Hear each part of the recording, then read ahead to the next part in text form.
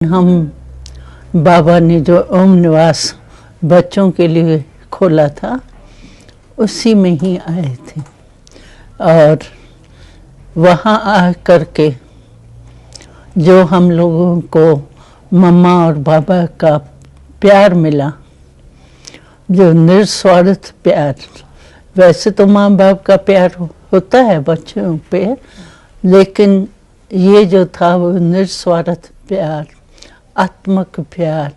और बाबा की हम बच्चों के प्रति जो भावना रहती थी वो सदा ही रहती थी कि ये मेरे ठाकुर है, डीटीज हैं, रवाजी कुमारियाँ नहीं है लेकिन शक्तियाँ हैं। तो वो जो बाबा की भावना और निस्वार्थ प्यार, उसने हमको बाबा की तरफ, ज्ञान की तरफ आकर्षित किया।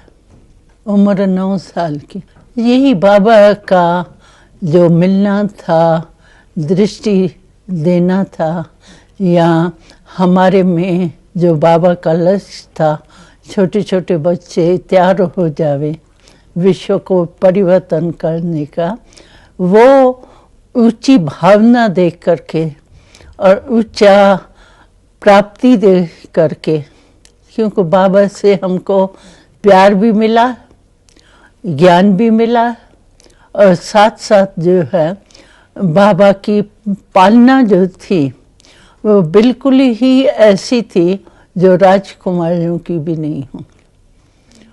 तो इसीलिए इसने हमको बाबा के पालना ने, प्यार ने, और साथ में बाबा की जो हम प्रति ऊंची भावना थी उसने आकर्षण किया। 4 क्लास, वो क्या है जो बाहर की नॉलेज है उसमें तो इस वर्ल्ड की हिस्ट्री, ज्योग्राफी, हिसाब किताब ये होता था, और यहाँ जो पढ़ाई पढ़ी वो बेहद की हिस्ट्री और ज्योग्राफी, सतयुग से लेके कलयुग संगम तक। तो इस नॉलेज में मैं कौन हूँ, परमात्मा क्या है, तो इससे क्या हुआ, जैसे एक हमारे को विशाल नॉलेज मिली। जो हद की नॉलेज थी वर्ल्ड की, उसके बजाय हमको बेहद की हिस्ट्री, ज्योग्राफी मालूम पड़ी, अपनी पहचान हुई, परमात्मा की हुई। इसीलिए ये नॉलेज बहुत अच्छी लगती थी।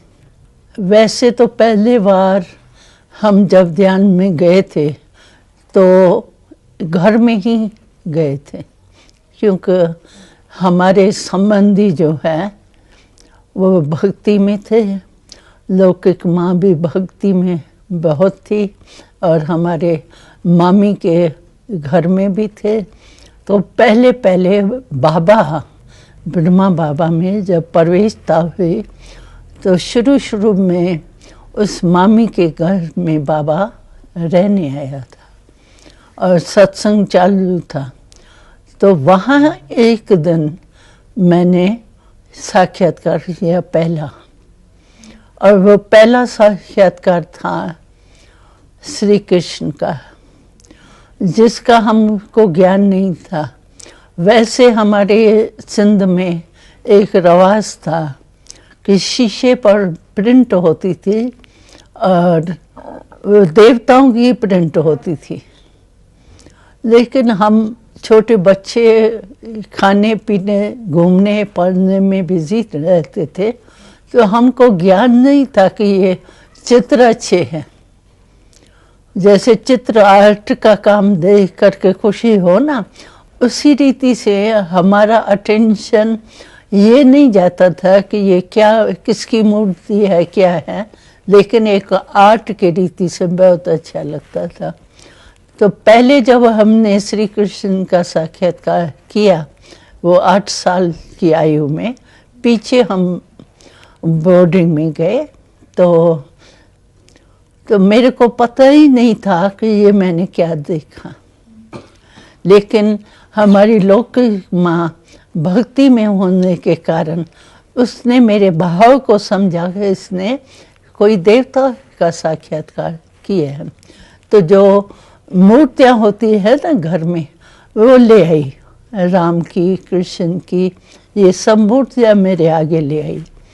लेकिन मूर्तियाँ और प्रैक्टिकल साक्षात्कार में जो श्री कृष्ण हमने देखा, उसमें बहुत अंतर था।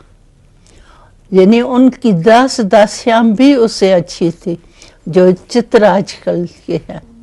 तो मैं ये समझा नहीं सकी कि मैंने क्या देखा। लेकिन श्री कृष्ण का जो पोज है ना, डांस का, थोड़ा ऐसे तेजी टांग का, उससे हमने उसको सुनाया। ये ऐसा था, लेकिन वो फीचर्स बहुत अच्छे थे। तो उन्होंने मेरे को समझाया कि ये तुमने श्री कृष्ण का देखा है, और फिर मैंने भी समझा श्री कृष्ण क्या है।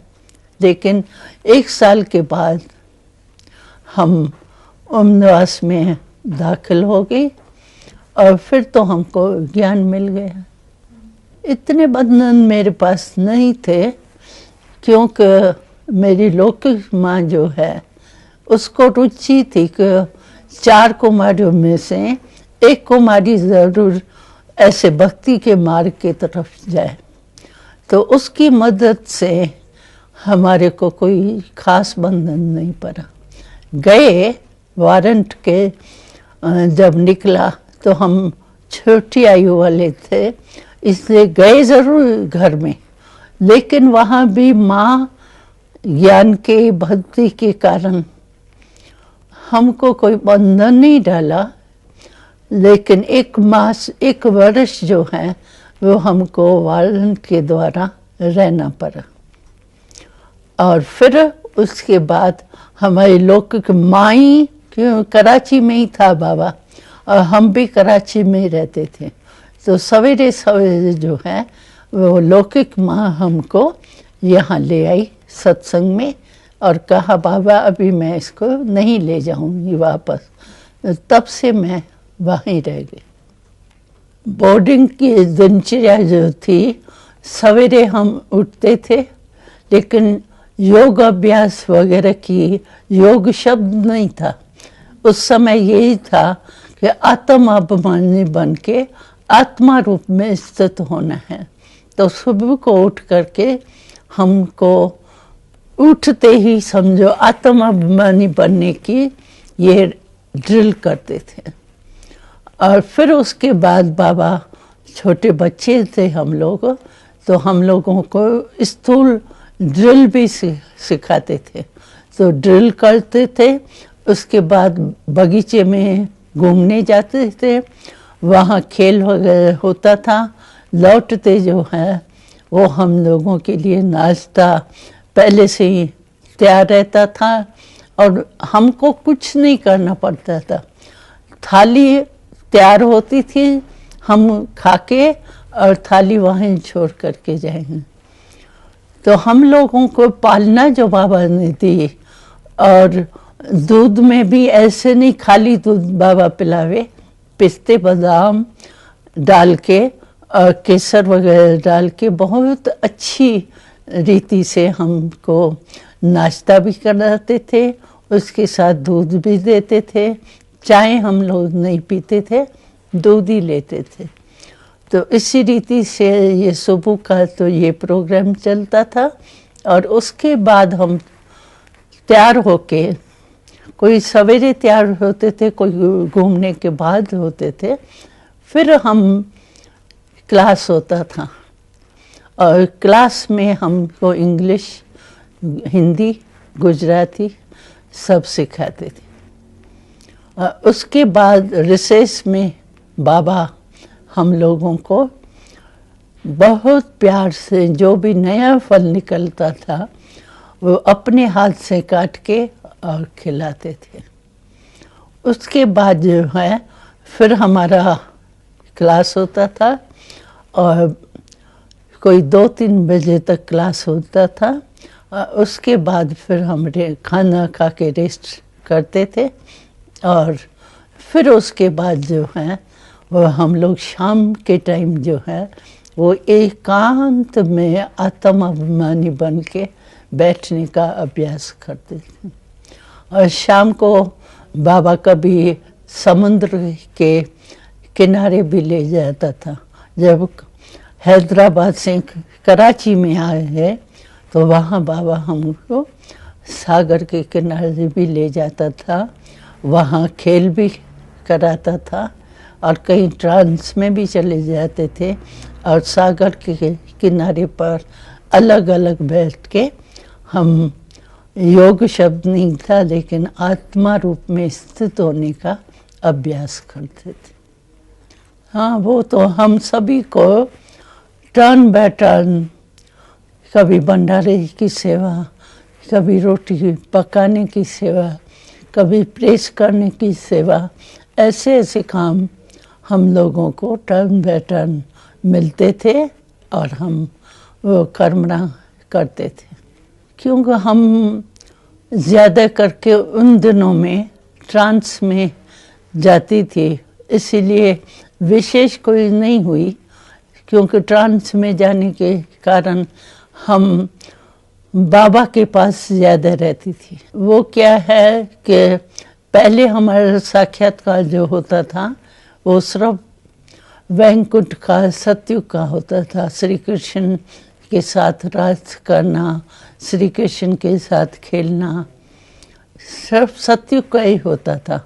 लेकिन अचानक ही एक दिन बाबा ने मौन रखाया था 8 दिन का, और कोई को कुछ नहीं बोलना था, कारोबार सारी चलनी थी, लेकिन मौन था, स्ट्रिक्ट मौन था। तो टाइम बच गया। वैसे यहाँ वहाँ बात करने में भी तो टाइम चला जाता है, तो मौन होने के कारण हमारा टाइम बढ़ गया, खाली मतलब होते थे। तो शाम के टाइम हम ऐसे ही योग समझो या एकांत में, जैसे 2 बहनें ऐसे एक दो को दृष्टि दे के बैठी थी। तो हमारी ट्रांस का पाठ तो पहले 8 वर्ष की जब थी हम तभी था, उसके बाद तो मैं ट्रांस में नहीं गई।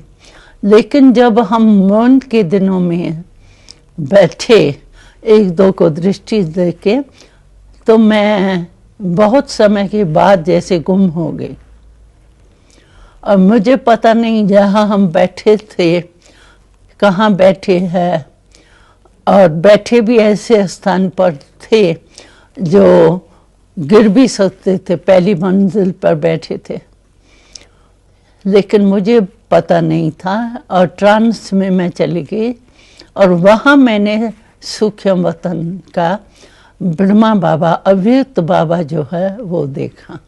तो पहले वाली सूक्ष्म वतन का राज जो है वो खुला। तो बाबा को हमने सुनाया और धीरे धीरे वो सूक्ष्म वतन का पाठ जो है या नॉलेज जो है वो स्पष्ट होती गई। तो पहला साक्षात्कार तो कृष्ण का हुआ, लेकिन दूसरा साक्षात्कार हमको संपूर्ण ब्रह्मा का हुआ। और उसके बाद जैसे सूक्ष्म वतन में आना जाना, देखना और मैसेज लाना, वो सब चालू हो गया। मेरे साथ और भी संदेशी बहनें तैयार हुई, उन्हों को भी साक्षात्कार हुआ, लेकिन सूक्ष्म वतन के ब्रह्मा बाबा को पहले हमने देखा। उससे स्पष्ट कराने में टाइम तो लगा, समझ में नहीं आता था ना, ब्रह्मा बाबा तो साकार में था, ये फिर क्या है। तो धीरे धीरे बाबा ने, यानी संपूर्ण ब्रह्मा ने स्पष्ट किया। फीचर्स वही ब्रह्मा बाबा के साकार जैसे थे, लेकिन वो ट्रांसपेरेंट और लाइट का, जो उनके समझो ब्रह्मा बाबा संपूर्ण ब्रह्मा को हम स्पर्श करें तो हमको हड्डी मांस नहीं दिखाई देता ना, लेकिन लाइट की बॉडी पूरी फीचर्स पूरा दिखाई देता था। और हम भी जब सूक्ष्मतन में गए तो मैं भी अपने को वही ट्रांसपेरेंट रूप में ही देखती थी। तो ट्रांसपेरेंट रूप होने के कारण वहाँ की जो भाषा थी इशारों में। अब मूवी थी, लेकिन मैं भी ट्रांसपेरेंट आकारी रूप में थी, इसीलिए हमको संपूर्ण ब्रह्मा की भाषा बहुत सहज समझ में। ब्रह्मा बाबा को पहले तो थोड़ा आश्चर्य लगा, लेकिन बाबा ने कहा कि आप स्पष्ट पूछो और फिर बाबा मेरे में प्रवेश होके स्पष्ट कर दें। तो पहले तो किसी को समझ में नहीं आया कि ये क्या, बाबा ब्रह्मा बैठा है साकार में और फिर ये ब्रह्मा बाबा क्यों देखती है। लेकिन वर्णन होता गया और स्पष्ट होता। तब हम दिल्ली में थे, लेकिन फ़ोन आने के बाद हम यहाँ दूसरे दिन ही पहुँच गए थे। और जो भी बाबा के बॉडी रखने का या जो भी प्रोग्राम था, वो दादी ने हमको निमित्त बनाया था और वो प्रोग्राम हम मैसेज बाबा का लिख के दादी को सुनाते थे। और बॉडी रखना है, कैसे रखना है, कितना समय रखना है, क्योंकि सभी दूर दूर से आने थे। तो वो प्रोग्राम जो है वो उसके निमित्त हमको दादी ने रखा। और फिर मैं यही थी। जब बाबा का संस्कार किया उसके बाद हम भोग लगाते हैं, हमेशा नियम है ब्राह्मणों का। तो ये संस्कार के बाद हम भोग में बैठी। और भोग में जब बैठी तो हम तो इसी रीति से गई, तो जैसे सभी का भोग लगता है, संदेश आता है, उसी रीति से मैं भी बैठी थी। लेकिन उसी दिन संपूर्ण ब्रह्मा शिव बाबा प्रवेश हुआ अचानक। हमको पता नहीं था कि अव्यक्त पाठ चलना है या क्या है, लेकिन अचानक ही अव्यक्त और ब्रह्मा और शिव बाबा बाप दादा की प्रवेशता हुई। और जो भी सभी के क्वेश्चंस थे, क्या होगा भविष्य में, कैसे चलेगा, वो उसी दिन बाबा ने प्रवेश होके सारा स्पष्ट किया। तो मुझे पता नहीं था, लेकिन अचानक ही ये प्रवेशता हुई और बाबा ने कहा कि इसको संदेशी का पाठ जो है वो इसको ही बजाना है, निमित्त है। उसके बाद हमारा ये अव्यक्त का पाठ जो है प्रवेशता का वो चलता था। नहीं, पहले तो हमको अलग दिखाई देता था ना। ब्रह्मा बाबा जब संपूर्ण हो गए तो फिर बाबा ब्रह्मा अव्यक्त ब्रह्मा जो है वो एक हो गए। पहले अलग दिखाई देते थे, फिर एक हो गए। अभी जितना टाइम भी बाप दादा होता है तो उतना टाइम पहले हम ट्रांस में जाते हैं और बाबा से मिलते हैं। जो कोई मैसेज होता है वो सुनाते हैं और फिर बाबा कहते हैं, अच्छा बच्चे, अभी मैं जा रहा हूँ बच्चों से मिलने। उसके बाद हमको अपनी कॉन्शियस नहीं रहती होती। आत्मा मेरी इस शरीर में है, लेकिन कॉन्शियसनेस नहीं होती कि मैं गुलजार हूँ, मेरे में बाबा प्रवेश हुआ है, प्रवेश होके मिल रहा है या वाणी चला रहा है, वो कॉन्शियस हमको नहीं रहती।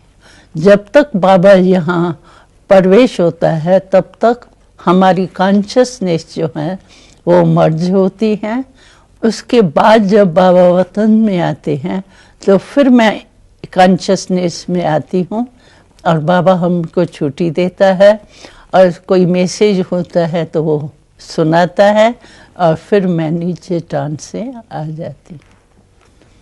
सतयुग में क्या है कि जो मनुष्य में होना चाहिए, समझो फीचर्स, स्वभाव, संस्कार और संपत्ति, यही संबंध, यही मनुष्य की विशेष होती है। तो वहाँ सतयुग में सभी संपूर्ण है। प्रकृति जो है वो भी सत्व प्रधान है, इसीलिए वहाँ कोई हलचल नहीं। प्रकृति जो है वो सुख देने वाली है, इसीलिए वहाँ प्रकृति द्वारा भी सुख मिलता है, दुख का नाम निशान नहीं है। और मनुष्य जो है संबंध में भी कोई नीचे ऊपर नहीं है, एक दो से संबंध ऐसा स्नेह बड़ा है जो को होना चाहिए, और साथ में संपत्ति की भी कोई कमी नहीं है। तो चाहिए क्या?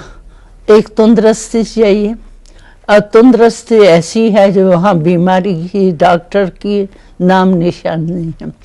तो जो देवताई जीवन है उसमें सर्व प्राप्ति है, तन की भी, मन की भी, धन की भी, संबंध की भी, और प्रकृति की भी प्राप्ति। सतो प्रधान होने के कारण प्रकृति भी दासी रहती है, तो इसीलिए वहाँ कोई अप्राप्ति नहीं है, सर्व प्राप्ति है। और सुख और शांति तो एक जैसे जन्म सिद्ध अधिकार है, यहाँ सुख लेने के लिए कोशिश करनी पड़ती है, वह नेचुरल लाइफ ही सुख और शांति की है। इसीलिए वो देवताएं जो हैं वो आकर्षण करते हैं, क्योंकि यहाँ की पवित्रता वहाँ की प्राप्ति है। तो पवित्रता की प्राप्ति जो है वो सुख शांति है। इसीलिए पवित्रता का यहाँ जो पाठ पढ़ते हैं समय पर, तो वहाँ देवताई जीवन में हमको सुख शांति एक जीवन का नेचुरल रूप है। यहाँ तो कोशिश करते हैं ना सुख पाने की, वहाँ इस नेचुरल इतनी मशीनरी वहाँ नहीं है।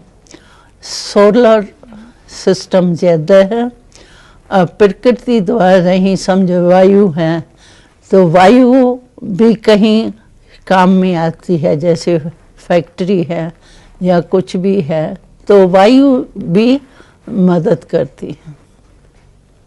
काम करना पड़ेगा, लेकिन क्या है कि यहाँ मेहनत करनी पड़ती है।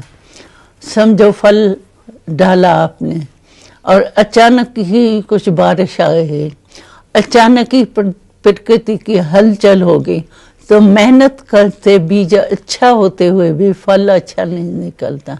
और वहाँ बीज आप डालो और फल बहुत ज़्यादा है और अच्छे में अच्छा सहज ही होता है, तो वहाँ फल की भी प्राप्ति जैसे सहज होता है।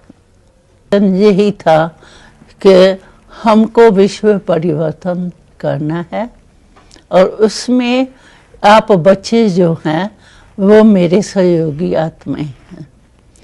उसी लक्ष्य से हम लोगों को बाबा देखते थे, विश्व परिवर्तक है, डीटीज है, यही जाके देवता बनने हैं, उसी वियन से बाबा देखते थे और हम लोगों को पालना देते थे। नहीं, हमको इस जन्म में जो अति सुख की बाबा के पालना की अनुभूति होती थी, तो हम सत्य को सेकंड नंबर समझते थे, और पहला जो प्राप्ति का समय वो इस जन्म को समझते, संगम को। इसलिए बाबा कुछ भी कहता था, 2 साल है या 1 साल है, और नहीं भी हो तो हमको तो अच्छा लगता था संगम, और अभी हीरे तुल्य है, वहाँ सोने जैसे हो जाएंगे। अभी जो प्राप्ति है, नॉलेज है, वो तो वहाँ मर्ज हो जाएंगी। इसीलिए हम लोगों को शुरू से ही ब्रह्मा बाबा की पालना, ज्ञान और समय का महत्व था। इसीलिए हमको कभी ये संशय नहीं उठा तो इतना समय क्यों हुआ है। अभी तक भी हम समझते हैं संगम जितना बड़े उतना अच्छा। नहीं बाबा, हम लोगों को ये संकल्प ही नहीं था तो हमको कोई बाहर जाना है। अब बाबा से, मम्मा से इतना जिगरी प्यार था, जो उससे अलग होना हमारे लिए समझो एक बहुत बड़ी बात थी। और माँ बाप को छोड़ के आए, उसकी फीलिंग नहीं थी इतनी उस समय, लेकिन मम्मा पापा को छोड़ के हम बाहर जाएंगे, कहाँ जाएंगे, कैसे जाएंगे। उस समय थोड़ा मम्मा बाबा को छोड़ना हमारे लिए मुश्किल था। हम बाबा को यही कहते थे कि बाबा आप अगर हमको कहो कि सिर तली पर रख दो, उसके लिए हम तैयार हैं, लेकिन बाबा मम्मा को छोड़ के दूर जाए ये हमारे लिए बहुत मुश्किल है। लेकिन बाबा हम लोगों को बाण भरते थे, यानी शक्ति भरते थे कि तुम नदी हो, नदी का काम क्या होता है, बहना। अगर तुम नहीं जाएंगी बाहर तो तुम नदी नहीं कही जाएंगी, तालाब कहा जाएगा, और तालाब में तो मच्छर होते हैं, ठहरा हुआ पानी होता है, तो तुम तालाब बनने चाहती हो या नदी। तो कौन कहेगा हम तालाब। हम समझते थे हम नदी है, नदी होने के कारण हम लोग आखिर बाबा मम्मा को छोड़ के, प्यार तो था ना बाबा से, तो बाबा की आज्ञा को नहीं मानना ये भी नहीं सहन होता था।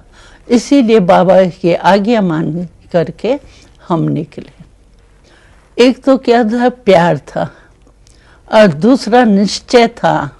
बाबा ने कहा माना, हमको करना ही है, कुछ भी हो जाए, उसमें सहन भी करना पड़े, तो बाबा के प्यार के आगे वो सहन करना कोई बड़ी बात नहीं लगती थी। तो हम लोगों को पता ही नहीं था कि लखनऊ तो जाना है, लेकिन हमको ट्रेन का भी ज्ञान नहीं था। लेकिन बाबा ने कहा, अंधों ने मुल्तान ढूंढा और तुम त्रिनेत्री बच्चे क्या लखनऊ नहीं ढूंढ सकते। तो हम उसी उमंग उत्साह से गए। बाबा ने कहा है और निश्चय है, प्यार है, होना ही है। तो हम गए और पहले तो धर्मशाला वगैरह में जाके रहे, क्यों हमको निमंत्रण तो था ही नहीं। तो स्टेशन से उतरे, कहाँ जाए ये भी पता नहीं था, लेकिन पूछ के पहले धर्मशाला में रहे, फिर थोड़ा माता भाइयों का कनेक्शन हुआ। उसके बाद फिर हमको कहा गया कि आप चीफ मिनिस्टर से एमएलए क्वार्टर जो है उसका पुरुषार्थ करो, लेकिन है असंभव। तो हमने सोचा कि भगवान ने हमको भेजा है, तो असंभव चीज़ तो होती नहीं। और कहने वाले जो थे, हमको राय देने वाले, वो समझते थे ये कुमारियाँ क्या कर सकती हैं, और मजाक करते थे हमारे ऊपर। लेकिन हमको निश्चय था कि बाबा हमारे साथ है, ये चीफ मिनिस्टर है, उसके भगवान के आगे क्या बड़ी बात है। तो हम उसी निश्चय से गए भी और चीफ मिनिस्टर से मिले, और उसी समय सेक्रेटरी को कागज़ न दे करके वहाँ ही उस चीफ मिनिस्टर से लिखाया कि 3 मास के लिए इनको एमएलए क्वार्टर में छुट्टी दीजिए। तो हमने देखा कि निश्चय और प्यार सहयोग देता है, और चीफ मिनिस्टर भी जैसे भगवान की प्रेरणा के पीछे जैसे परवश था, आगे बढ़ने चाहता था लेकिन बढ़ नहीं सकता था। हम बाबूजी बाबूजी कहते थे, वो बच्चियां बच्चा कहते थे, लेकिन सभी देख रहे थे तो ये कौन सी छोटी कुमारियां हैं। हमारी ड्रेस भी साड़ी वगैरह नहीं थी, फ्रॉक और सिंधी ड्रेस थी, तो हम सबसे न्यारे भी लग रहे थे। लेकिन हमारे में योग की शक्ति, निश्चय का वो बल था, इसीलिए वो प्राइम मिनिस्टर जो है वो खुद ही कहता था तो ये असंभव बात संभव कैसे होगी, लेकिन बाबा ने असंभव से संभव करा दिया। ब्रह्मा बाबा की विशेषता ये थी कि हमेशा हमको अपने से ऊंचा दिखता था। हम थे छोटे बच्चे, लेकिन बाबा हमको कहता था कि तुम एक एक बच्चा मेरा जो है वो विश्व कल्याणकारी। तो हम छोटे होने के कारण समझते थे कि विश्व कल्याणकारी कैसे होंगे, हमको पता ही नहीं है विश्व क्या है। लेकिन बाबा शुरू से हम बच्चों में वो एक बहुत बड़ी जैसे उम्मीदें रखता था, और वो जो बाबा का संकल्प था, उस संकल्प ने हमको भी शक्ति रूप बनाया। और बाबा की विशेषता ये थी कि कभी भी किसी के प्रति, समझो हम बच्चे हैं तो वैरायटी तो थे ही, लेकिन बाबा उनकी बुराई न देख करके अच्छाई की तरफ खुद करके दिखाता था। और हम लोग बच्चों में भी वो संस्कार बढ़ता था कि कमी न देख करके विशेषता दे। और बाबा की यही ट्रेनिंग बहुत एक वंडरफुल थी कि कभी भी बाबा कहता था कि तुम ये नहीं बोलो कि मुझे ये आता नहीं है, मैं ये नहीं कर सकती हूँ, मैं जानती नहीं हूँ। बाबा कहता था देखो तुम बच्चे जब ज्ञान में आए तो तुम ज्ञान को जानते थे, सीखे तो हो गए ना होशियार। इसी रीति से कोई भी काम हो, चाहे स्थूल हो चाहे सूक्ष्म हो, लेकिन मेरे को नहीं आता है या नहीं शब्द जो है मैं नहीं कर सकती हूँ, मैं जानती नहीं हूँ, ये कमज़ोरी के शब्द जो है वो बाबा को बिल्कुल ही खराब लगता था। तो ना शब्द हमारे जीवन में होना नहीं चाहिए, ये बाबा ने हमको बहुत विशेषता सिखाई। और उसी विशेषता के आधार पर हम कहाँ भी कोई भी काम करते थे तो हमको ना नहीं करना है, लेकिन सीखना है और सीख करके करना है। तो इसीलिए कोई भी बात यज्ञ में आई, लेकिन हमको शक्ति जो बाबा ने दी, हाँ मैं कर सकती हूँ, मैं शक्ति हूँ, उससे क्या हुआ, जो कोई भी परिस्थिति हमको बड़ी नहीं लगती थी और सहज लगती थी, खेल लगता था। और बाबा की विशेषता ये थी कि सबके प्रति जो है वो रहम दिल। चाहे बाबा ने कभी अपने पास्ट जीवन में कभी किसी गाली नहीं खाई, इंसल्ट नहीं देखी, लेकिन सभी बाबा यानी ब्रह्मा बाबा की पहली लाइफ जो थी, सभी बाबा से राय लेने के लिए बड़ा बुद्धिवान समझ करके रिगार्ड देते थे। लेकिन ज्ञान में परमात्मा की प्रवेशता के बाद बाबा के ही संबंधी बाबा की इंसल्ट करते थे, गाली देते थे। लेकिन हमने देखा कि बाबा को कभी भी गाली नहीं लगती थी। बाबा कहता था बच्ची ये अज्ञानी है ना, तो अज्ञानी के ऊपर वैसे है, इसीलिए उनके ऊपर रहम करो, ईर्ष्या नहीं करो, घृणा नहीं करो। ज्ञान में घृणा शब्द होता नहीं है। तो हमने देखा बाबा ने गालियाँ भी ऐसे सहन किए, ऐसे सुनी जैसे कि महिमा सुने। एक रस स्थिति जो है निंदा स्थिति में समान, वो हमने देखा। मम्मा जो थी वो विशेषता मम्मा की ये थी कि सभी बच्चों की पालना जो की वो गंभीरता और प्यार, और एक एक बच्चे के लिए मम्मा टाइम दे करके और उसकी जीवन को श्रेष्ठ बनाने का लक्ष्य रखती थी।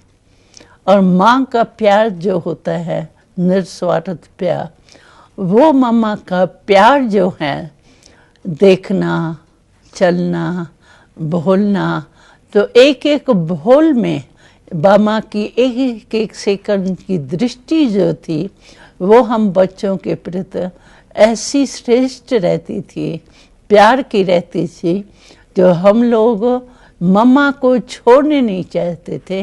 और मम्मा के जैसे दिल में मम्मा की शुक्रिया के गीत बजते रहते।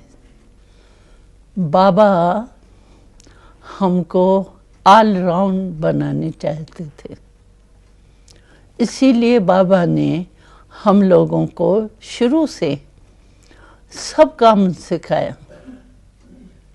यानी बगीचे में काम करना वो भी सिखाया, और नौकर सब कुछ करे, हम शहजादियों माफिक चले, वो भी अनुभव कराया। लेकिन बाबा सब कुछ सिखाने के बाद भी ऐसे लगता था जैसे एकदम न्यारा और प्यारा।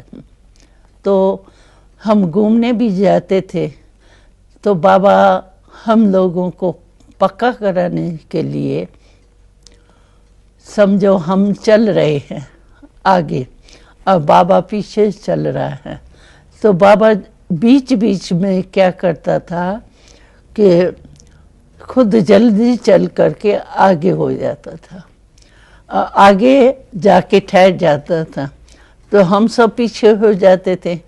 और बाबा खड़ा हो गया तो हम लोग भी खड़े हो जाएंगे, और बाबा फिर दृष्टि देख करके और पूछते थे, बच्ची अभी जो आप सैर कर रही हो तो अपनी बातों में थे या आत्म अभिमानी होकर के चल रहे थे? तो समझो हम बॉडी कॉन्शियस में आ गए, बातों में आ गए, तो बातों में नहीं आते थे, अटेंशन खींचते थे कि बाबा ने पूछा है, तो फिर जैसे रिफ्रेश हो जाते थे। और चलते हुए भी आत्म अभिमानी का अभ्यास जो है वो पक्का हो जाता।